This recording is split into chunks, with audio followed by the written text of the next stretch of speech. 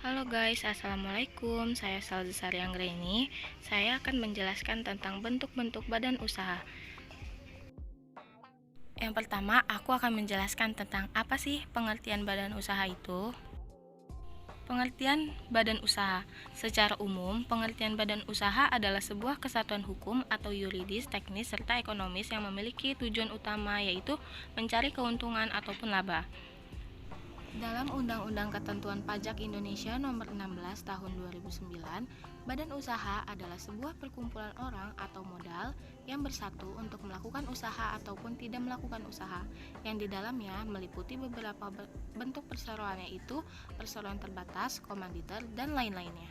Sedangkan dalam peraturan baru di Indonesia yang tertuang dalam Undang-Undang Cipta Kerja Nomor 11 Tahun 2020, badan usaha adalah sebuah usaha yang berbentuk badan hukum maupun tidak yang terbentuk di wilayah NKRI yang melakukan sebuah aktivitas usaha dalam bidang tertentu. Jadi, bisa dikatakan bahwa hal ini merujuk pada segala bentuk usaha masyarakat yang dikelola di Indonesia. Aku akan menjelaskan apa saja sih contoh badan usaha itu.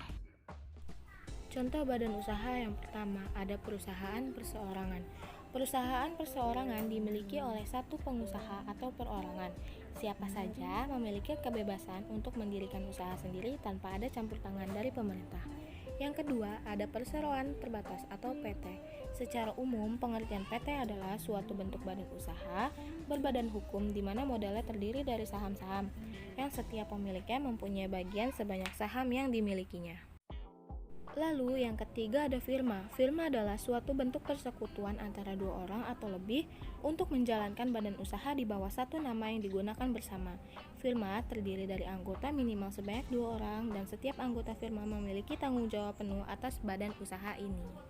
Yang keempat ada koperasi. Koperasi adalah badan usaha atau organisasi yang dimiliki dan dioperasikan oleh para anggotanya untuk memenuhi kepentingan bersama di bidang ekonomi. Selanjutnya, yang kelima ada perseroan komanditer atau CV. Menurut pasal 1 butir 5 Rancangan Undang-Undang Usaha Perseroan atau Badan Usaha Perseroan Komanditer atau CV adalah badan usaha bukan badan hukum yang mempunyai satu atau lebih sekutu komplementer dan sekutu komanditer.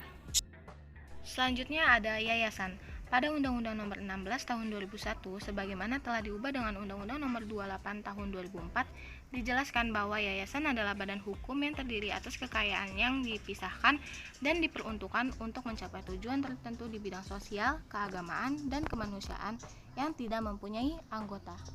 Selanjutnya ada BUMN. Secara sederhana, BUMN adalah badan usaha yang seluruh atau sebagian besar modalnya dimiliki oleh negara melalui pernyataan secara langsung yang berasal dari kekayaan negara yang dipisahkan.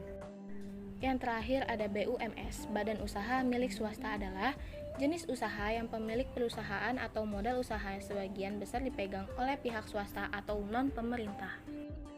Selanjutnya, aku akan membahas apa aja ciri-ciri dari badan usaha itu. Ciri-ciri badan usaha yang pertama, adanya kekayaan terpisah antara pemilik badan usaha dan yang memiliki badan usaha tersebut. Yang kedua, mencari keuntungan. Tujuannya dari munculnya atau didirikannya sebuah badan usaha adalah untuk memperoleh laba atau keuntungan. Yang ketiga, ada dipimpinnya oleh seorang usahawan. Dan keempat, menggunakan tenaga kerja. Kelima, adanya kepentingan umum, kelangsungan hidup badan usaha. Dan yang terakhir, adanya bertujuan mencari keuntungan. Selanjutnya, yang keempat, aku akan menjelaskan tentang apa saja sih perbedaan badan usaha itu. Perbedaan badan hukum, yaitu ada tidak yang berbadan hukum. Contohnya itu ada perusahaan perseorangan, perseroan komanditer atau CV, dan yang ketiga ada firma. Sedangkan yang berbadan hukum itu ada perseroan terbatas atau PT, koperasi, yayasan, BUMN, dan BUMS. Selanjutnya ada perbedaan badan usaha dengan perusahaan. Yang pertama, badan usaha itu tujuannya itu mencari laba. Fungsinya itu kesatuan organisasi untuk mengurus perusahaan. Bentuknya itu ada yuridis atau hukum dalam bentuk perseorangan, CV, firma, ataupun PT.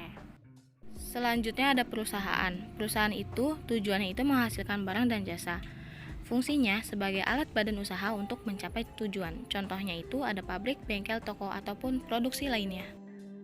Nah, bagaimana teman-teman? Dari penjelasan aku tadi sudah jelas kan? Semoga video aku ini bermanfaat ya buat kalian semua. Wassalamualaikum warahmatullahi wabarakatuh. Bye bye.